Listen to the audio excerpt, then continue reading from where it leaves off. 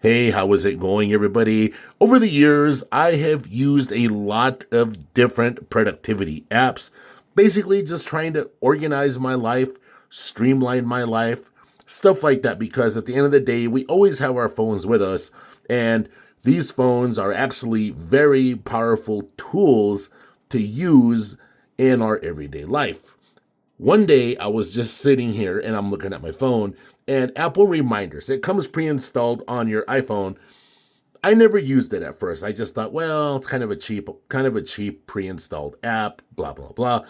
One day I just opened it, started using it. It was simple at first, but you can see now I kind of it's not so simple anymore. But at first it was simple, and as time went on, I really found myself using it more and more.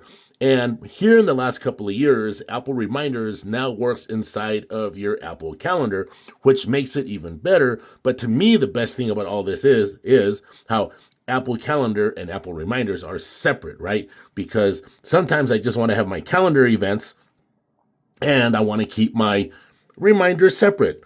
But the Reminders app is really, really powerful. And you can see what I have going on here: grocery store, auto parts, Costco, Home Depot, Amazon, you name it. I use my Apple Reminders app for everything. And the best part about this is, look, the best part about it is it's all in one place.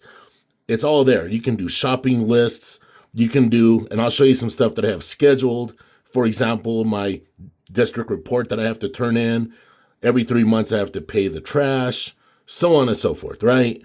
And we'll come over here and I'll show you like my grocery list, for example. You can see what I got going on there, and different grocery lists for the different stores that I go to. It really, really makes it nice. Thanksgiving lists. And the whole point of this video is this: I just wanted to show you all that it all can be done with one app. And some of these reminders, like Trader Joe's, Walmart, Home Depot, these are location-based reminders. So when I pull up to the Walmart that I go to on a regular basis, it knows that I'm there, right? The same thing with Walmart, Trader Joe's, Costco. They're location-based reminders, so it knows what's going on. It's as simple as that.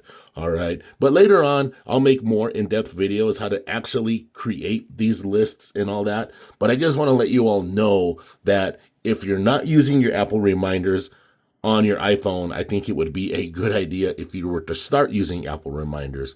All right, everybody. I'll catch you all later. Bye.